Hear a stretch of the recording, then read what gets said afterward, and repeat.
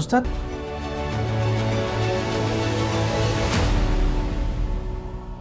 Assalamualaikum warahmatullahi wabarakatuh. Waalaikumsalam warahmatullahi wabarakatuh. Ustadz Muhammad bin Husain Al-Habsyi selaku Ketua Departemen Humas dan Media Robitoh Alawiyah, izinkan kami mengajukan beberapa pertanyaan. Silahkan. Ustadz, bagaimana cara Robitoh membina masyarakat dan terkhusus Alawiyin? Robitoh di dalamnya ada beberapa departemen. Ada Departemen Tarbiyah wa Dakwah, juga ada Departemen Humas dan Media, ada Departemen Sosial, dan berbagai macam departemen legal dan hukum pun juga ada. Setiap departemen itu memiliki perannya masing-masing. Tarbiyah wa Dakwah misalnya, dia menyiapkan edukasi yang diperlukan oleh masyarakat, tentunya terkait dengan ibadah, tentunya terkait dengan thariqah alawiyah. Di setiap misalkan menjelang bulan Ramadan, mereka keluarkan panduan puasa Ramadan. Ketika akan memasuki hari Idul Fitri, mereka akan keluarkan panduan zakat fitrah.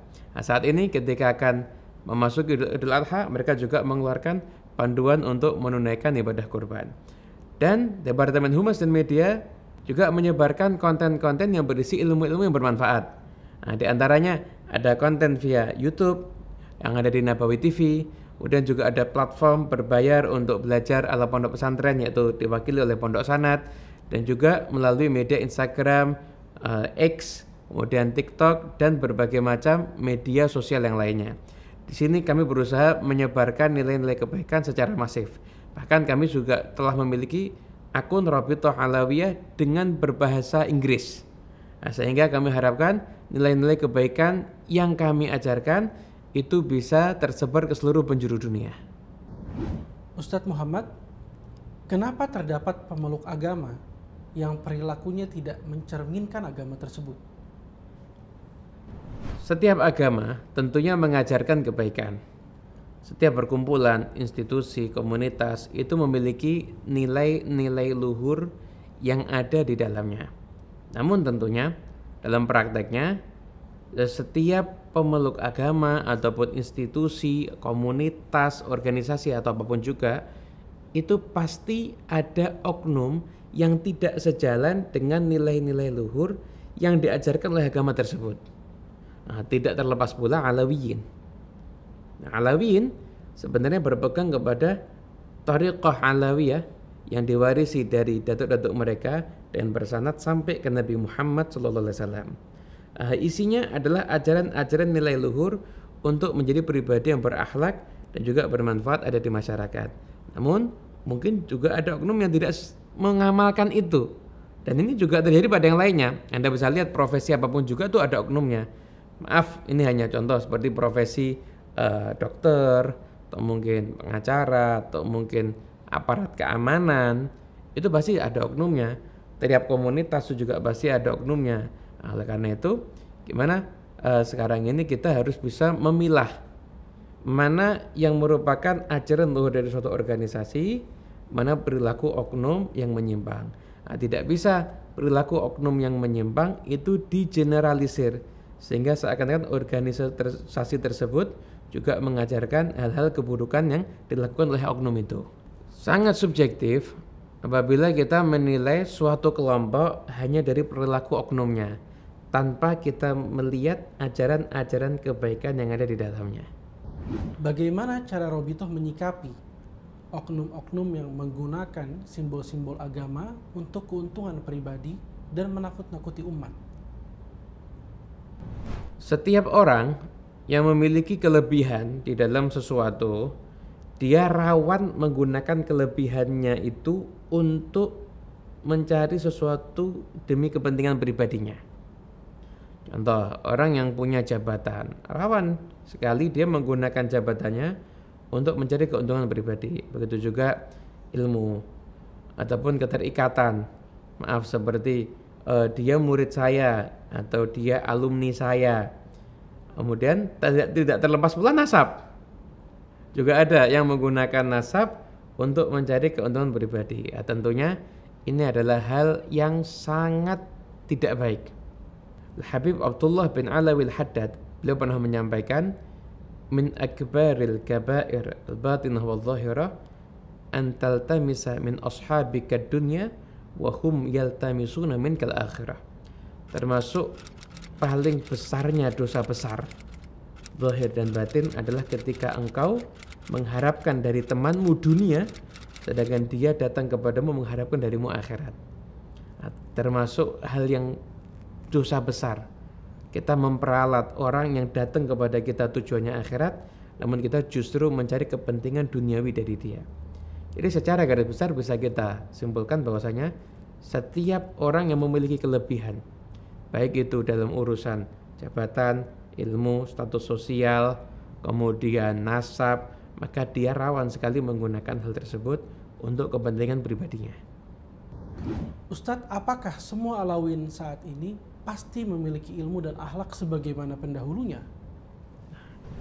Jadi masih ada tokoh-tokoh Alawiyyin yang dia mengikuti jejak pendahulunya setapak demi setapak tanpa bergeser sedikit pun. Mereka yang memiliki ilmu, mereka mengabdi kepada masyarakat dengan ilmunya. Mereka berdakwah, mereka mengajar, kemudian mereka menjadi rujukan ketika ada perselisihan, maka masyarakat datang kepada dia untuk meminta solusi. Mereka menjadi pelayan masyarakat dan mereka menggunakan ilmunya untuk hal-hal yang diridhai oleh Allah Subhanahu wa taala. Betul-betul mereka mengikuti jejak pendahulunya sebagai pewaris Nabi Muhammad SAW. Ada pula yang mereka tidak memiliki kelebihan ilmu agama, namun tetap mereka memiliki adab-adab yang sama dengan para pendahulunya. Sehingga walaupun mereka tidak menyampaikan ilmu, tapi mereka memberikan sumbangsi yang tidak sedikit kepada masyarakat yang ada di sekitarnya. Mungkin dengan ilmu lain yang dia kuasai di bidangnya, atau mungkin dengan hartanya, atau mungkin dengan tenaganya, atau mungkin dengan support dan dukungannya. Itu ada yang masih seperti itu.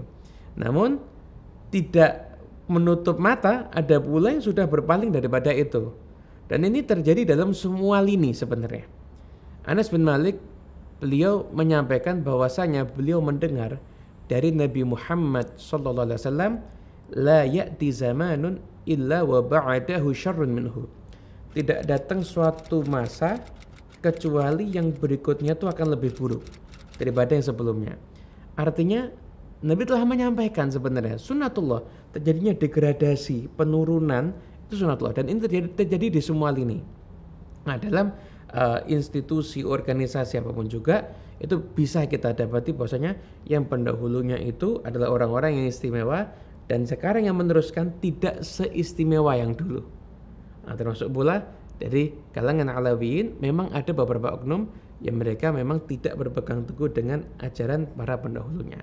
Nah, tinggal kita yang sekarang harus pandai-pandai memilah mana si Alawiyyin yang masih sama dengan ajaran para pendahulunya, berpegang teguh dengan ketakwaan kepada Allah Ta'ala, tidak hanya mengandalkan nasab, dan dia betul-betul menjadi pelayan di masyarakat, dan itu adalah sosok-sosok yang harus kita ikuti. Al-Habib Abdullah bin Husain bin Tahir, beliau pernah menyampaikan nasihat. Beliau mengatakan, dulu ada seorang yang saleh. Dia gunakan ilmunya, bahkan semua yang dia miliki, untuk melayani masyarakat. Diajarkan ilmunya, dia berdakwah, kemudian dia bahkan menggunakan apapun yang dia miliki seperti hartanya untuk menolong orang lain. Kemudian bahkan status sosialnya pun juga dia gunakan untuk memberikan manfaat pada orang lain. Seperti misalkan ketika ada orang yang nggak mampu, orang itu perlu bantuan, kan dia datang pada orang yang sekiranya bisa membantu, tolong bantu dia. Dia menggunakan status sosialnya dia untuk menolong sesama. Akhirnya umat mencintai dia dan menghormati dia. Kemudian setelah orang ini wafat, muncullah penerusnya. Mungkin dari muridnya yang lain, atau dari penerusnya seperti keturunannya, atau mungkin anggota keluarga yang lain. Tapi dia tampil nggak sama. Kalau yang sebelumnya itu nggak pernah mengharapkan pemberian, justru memberi. Tapi kalau dia nggak, dia justru mengharapkan, malah jarang memberi. Tapi dia menuntut penghormatan yang sama seperti yang diberikan umat pada para pendahulunya. Nah, ini adalah salah satu musibah. Nah, semestinya seseorang itu apabila dia menduduki kedudukan orang yang soleh, setidaknya dia berusaha meniru orang soleh tersebut. Sambil dalam hatinya dia mengkirakan bahwasanya saya hanya baru bisa belajar meniru zahirnya. Kalau batinnya saya masih jauh, masih perlu proses lagi. Itu adalah hal yang tepat yang harus dilakukan. Itu pula kepada siapapun yang dikenal sebagai tokoh ada di masyarakat, maka hendaknya dia menggunakan ketokohannya, baik dia ditokohkan karena ilmunya, atau karena nasabnya, atau karena status-status sosial yang dia miliki yang lainnya. Dia gunakan hal-hal tersebut adalah bagaimana dia bisa menjadi orang yang bermanfaat untuk orang lain, bukan orang yang memanfaatkan orang lain untuk kepentingan pribadinya. Lalu bagaimana menyikapi fenomena Alawiyin tersebut? Apakah Rabithah Alawiyah mendiamkan? Ya, fenomena oknum ini kan terjadi di semua elemen ya. Jadi sebenarnya ini ya tugas bersama sih sebenarnya. Terus bagaimana Rabithah Alawiyah menyikapi oknum Alawiyin? Maka kita sampaikan bahwasanya kita telah memberikan edukasi secukupnya. Bahkan Rabithah Alawiyah dari lembaga urusan pencatatan nasab Maktab Daimi setiap mengeluarkan buku nasab, pasti di buku itu ada himbauan nasihat untuk setiap Alawi berperilaku yang baik, berakhlakul karimah, meniru Nabi Muhammad SAW.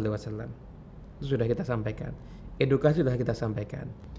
Dan terhadap oknum-oknum tersebut, Rabithah Alawiyah baik dari mulai pusat, wilayah, dan cabang, itu mereka telah melakukan teguran dan pembinaan kepada oknum-oknum yang bersangkutan. Namun perlu dipahami, ini tugas kita bersama. Dan Rabithah Alawiyah pun juga bukan lembaga penegak hukum. Jadi ranah kita adalah kita menyampaikan kebenaran, kita tegur kalau apabila dia salah, kemudian kita bina sesuai dengan kapasitas kita. Dan kita juga mengharap semua elemen masyarakat juga terlibat. Apabila ada oknum Alawiyin yang memang dianggap bersalah, silakan ditegur dengan cara-cara yang baik tentunya. Berdasarkan nilai-nilai akhlak dan adab yang kita yakini, tentunya langkah-langkah itu tidak perlu kita publikasikan secara detail. Nah, kita tetap melakukan hal tersebut, namun kita lakukan secara internal kepada yang bersangkutan. Intinya tidak ada pembiaran dari Rabithah Alawiyah terhadap oknum-oknum Alawiyin yang berbuat hal-hal yang kurang baik di tengah-tengah kehidupan masyarakat. Lalu bagaimana arahan bagi masyarakat ketika mereka menghadapi fenomena oknum tersebut secara langsung? Himbauan kami untuk masyarakat, jadi siapapun yang datang membawa simbol-simbol agama, seperti minta untuk pembangunan inikah atau untuk acara inikah atau apapun juga, maka masyarakat punya pilihan. Silahkan mau ngasih atau enggak ngasih, itu punya pilihan.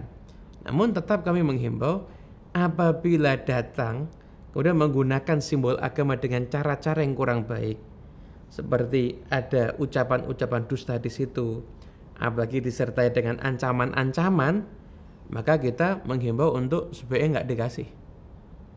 Kenapa? Karena apabila terus-menerus dia menggunakan simbol agama disertai dengan kedustaan dan dengan ancaman-ancaman kemudian dia dikasih, itu nanti jadinya pendidikan mental yang enggak baik untuk mereka yang melakukan.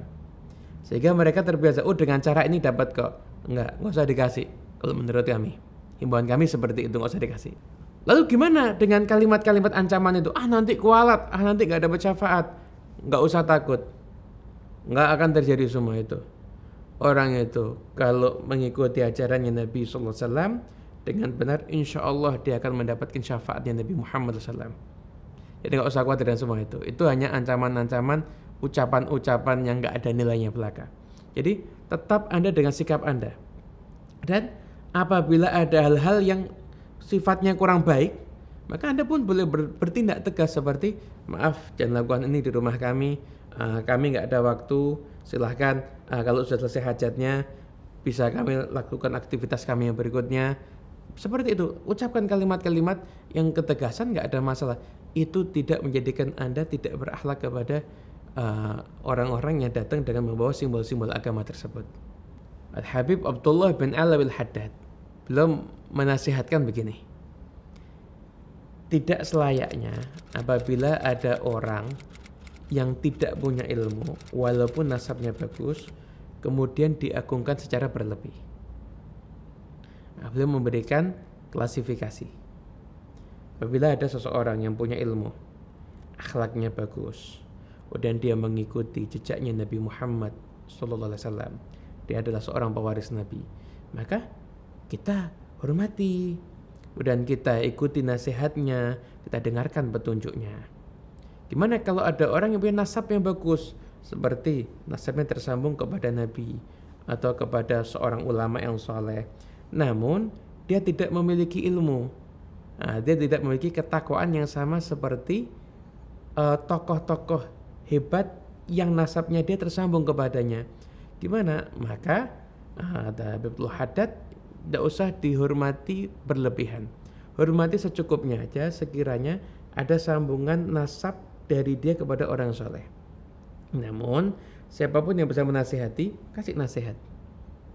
Sampaikan kepada dia bahwasanya hanya mengandalkan nasab itu tidak akan mendatangkan apapun juga, enggak manfaat. Nasab itu harus juga diiringi dengan keilmuan, keimanan dan ketakwaan kepada Allah Subhanahu wa taala. Apakah benar ada doktrin bahwa cucu Nabi dijamin masuk surga walaupun bermaksiat? Tidak ada doktrin semacam itu di dalam tarbiyah daripada Thariqah Alawiyah. Justru salah satu pondasi Thariqah Alawiyah itu adalah rasa khauf, rasa takut kepada Allah Subhanahu wa taala.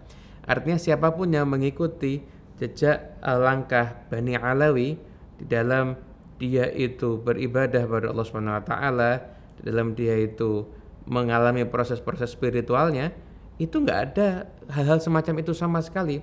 Kita ini dididik untuk selalu punya rasa takut kepada Allah Subhanahu wa taala. Rasulullah sallallahu alaihi wasallam beliau bersabda pada Sayyidah Fatimah, "Hai Fatimah putri Muhammad, sesungguhnya aku tidak bisa menolongmu di hadapan Allah. La ughni anki minallahi syai'a." Nah, jadi enggak ada sedikit pun ajaran mengatakan bahwasanya dengan nasab itu berarti kita selamat tanpa beriman dan beramal soleh. Enggak ada sama sekali. Habib Abdullah bin Alawi Al-Haddad dalam kitabnya Al-Fusul Ilmiah beliau mengatakan barang siapa yang dia itu beranggapan meninggalkan taat atau melakukan maksiat tidak membahayakan seseorang karena kemuliaan nasabnya atau karena kesalahan orang tuanya, maka dia telah berdusta atas nama Allah dan dia telah menyelisihi ijma' daripada kaum muslimin. Dan ini didakwahkan bukan hanya baru-baru ini saja, sudah dari generasi yang terdahulu sudah menyampaikan tentang hal tersebut. Jangan pernah percaya dengan orang yang memuji kamu dengan ucapan-ucapan yang tidak berdasar. Turunan Nabi tidak dicatat dosanya, tidak masuk neraka. Itu adalah tidak sesuai dengan ijma'. Jangan mengecewakan datuk Anda. Mereka ulama, mereka orang-orang soleh, mereka aulia, tapi Anda tidak mewarisi satupun daripada keutamaan dan kemuliaan mereka semuanya. Ayo kita menjadi para sada yang bisa dibanggakan oleh orang-orang tua kita. Bukan hanya para sada yang pandai membanggakan orang-orang tuanya, tapi tidak berakhlak seperti mereka. يا نساء النبي من يأتي منكن بفاحشة مبينة يضاعف لها العذاب ضعفين فالسبة منك مثل سبتين من غيرك وأكثر وإثم الكذبة منك أكثر من كذبتين من غيرك وإرادة الشر للغير منك إثم أكبر من إرادتين من غيرك. Ustadz, sebagai penutup, apa pesan Anda kepada masyarakat di tengah semua dinamika ini? Dinamika yang terjadi saat ini ada upaya menggerus kepercayaan umat kepada para tokoh agama dengan ditampilkannya potongan video perbuatan yang tidak baik daripada mungkin oknum habaib, oknum kiai, oknum ustadz, oknum kus, dan berbagai macam oknum-oknum yang lainnya. Jadi kita jangan mudah terpengaruh. Kita tetap harus menilai secara objektif, bukan subjektif. Jangan karena perbuatan tidak baik daripada satu oknum maka kita tidak memandang lagi nilai-nilai luhur kebaikan yang diajarkan oleh suatu komunitas tertentu. Dan kita harus mewaspadai upaya adu domba dari pihak-pihak baik yang nampak di layar ataupun yang nggak nampak di layar. yang ingin antar sesama anak bangsa ini, terutama tokoh-tokoh agamanya ini saling berbenturan satu sama lain. Ini adalah satu hal yang harus kita hindari. Perpecahan itu mengakibatkan kerugian untuk semuanya. Dan yang paling dirugikan tentunya adalah bangsa ini sendiri. Karena kerukunan dan persatuan adalah kunci kemakmuran, kesejahteraan, dan keberlangsungan suatu bangsa. Rabithah Alawiyah nggak akan fokus dan terpengaruh dengan semua ini. Kita akan fokus dengan tugas kami untuk melakukan pembinaan dan edukasi kepada umat sesuai dengan kondisi yang diperlukan oleh umat di saat ini. Rasulullah sallallahu alaihi wasallam beliau bersabda, "Dabba ilaikum da'ul umami qablakum, al-hasadu wal baghdha, hiya al-haliqah, la akulu tahliku sya'ara, walakin tahliku din." Telah merambat di antara kalian penyakit umat-umat sebelum kalian. Apa itu? Yaitu kedengkian dan kebencian. Dia adalah pemangkas. Kata Nabi, aku bukan katakan itu adalah pemangkas rambut, tapi itu adalah pemangkas agama. Kemudian beliau melanjutkan sabdanya, "Walladzi nafsi biyadih, la tadkhulul jannata hatta tu'minu, wa la tu'minu hatta tahabbu." Dan tidak akan kalian masuk surga sampai kalian beriman. Dan tidak akan kalian itu beriman sampai kalian saling mencintai satu sama lain. Karena itu kita semua tentunya menginginkan surga, biasakanlah kita saling mencintai. Dan agar bisa saling mencintai adalah jangan fokus dengan kekurangan-kekurangan, tapi fokuslah kita dengan kelebihan-kelebihan yang ada, sehingga kita mudah mencari cara untuk kita bisa mencintai, menebar cinta pada siapapun juga, baik pada seluruh kaum muslimin ataupun seluruh penduduk masyarakat yang ada, utamanya yang ada di Indonesia ini. Terima kasih Ustadz Muhammad bin Husain Al-Habsyi. Assalamualaikum warahmatullahi wabarakatuh. Waalaikumsalam warahmatullahi wabarakatuh.